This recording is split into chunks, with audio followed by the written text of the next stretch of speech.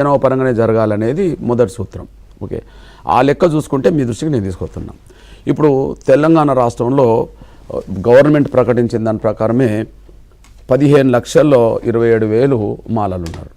Okay, ఒక 5% వచ్చింది అనుకోండి. మరి అదే జనాభా నిష్పత్తి ప్రకారంగా 32,33,000 పైగా మాదిగలు ఉన్నారు. 15 లక్షలకు 5% వస్తే 30 లక్షలకు 10% రావాలి. 2 లక్షలకు పైగా ఉన్నారు కాబట్టి ఇంకో శాతం పెరగాలి.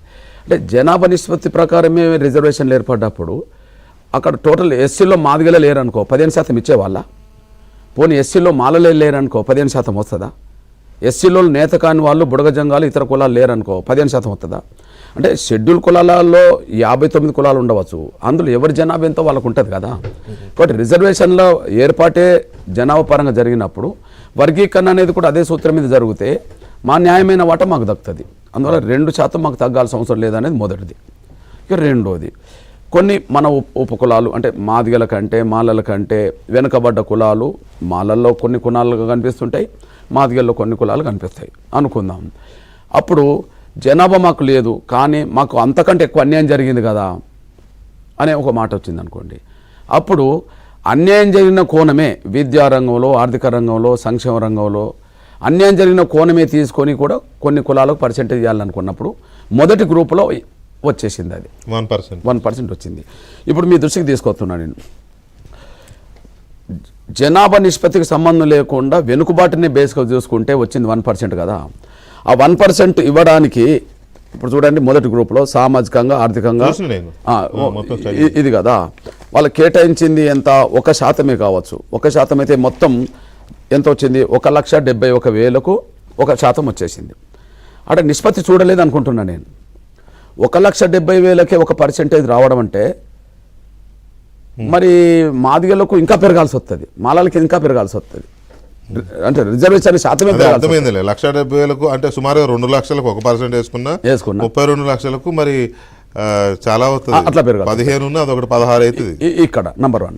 ఇప్పుడు నేనంటున్నది ఏంటంటే ఉపకులాల వెనుకబాటు తర్వాత మళ్ళీ వెనుకబడ్డది ఎవరు?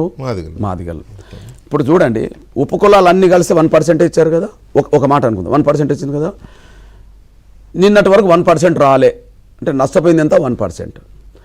మాదిగలు 10% ఉన్నారు అనుకుందాం, నిన్నటి వరకు వచ్చింది మాకు 4%. మేము ఎంత నష్టపోయినాం? 6%.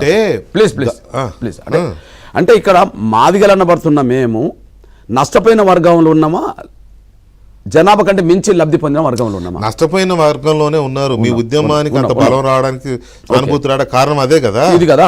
ఇప్పుడు మాకు ఇచ్చేటప్పుడు మళ్ళీ 3,63,000కు 1% ఇచ్చిండ్రు. ఇప్పుడు 9% ఇచ్చిండ్రంటే యావరేజ్గా 3,63,000కు సంబంధించిన వాళ్ళు ఇచ్చారు. కానీ మాదిగల కంటే అభివృద్ధి చెందిన వాళ్ళు ఎవరు? మాలలకి ఇచ్చే కాడ 3,50,000కే ఇచ్చేశారు. ఇప్పుడు మీరు చెప్పండి, అత్యంత వెనుకబడ్డ వాళ్ళకేమో 1,70,000కు 1% ఇచ్చిండ్రు.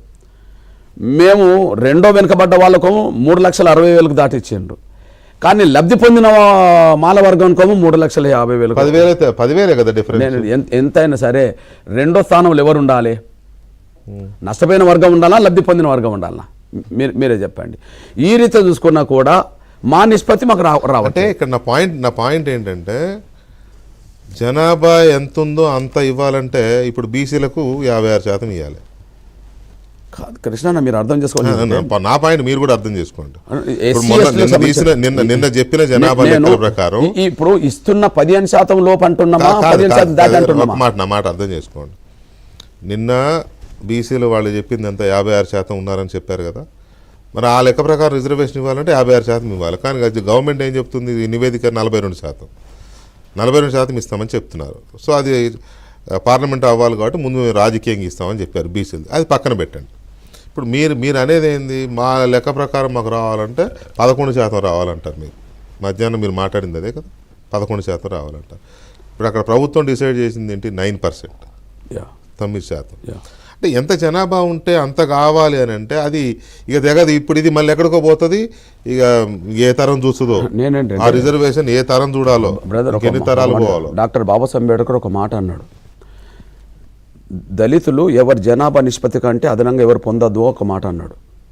దళితులు జనాభా దామాష ప్రకారమే పంచుకోవాలని చెప్పి రెండో మాట అన్నాడు. ఒకవేళ జనాభా దామాష ప్రకారం పంచుకునేటప్పటికీ బాగా అన్యాయం జరిగిన వర్గాలకి న్యాయం జరగాలంటే నిన్నటి వరకు అదనంగా ఎవరు తీసుకున్నారో వాళ్ళ నుంచి తీయాలని అన్నాడు. నిన్నటి వరకు అంటే ఇప్పటికే ఆ వర్గం ఒక దళిత సోదరుడుగా మిమ్మల్ని వాళ్ళు గౌరవిస్తారు, మిమ్మల్ని మీరు కూడా వాళ్ళని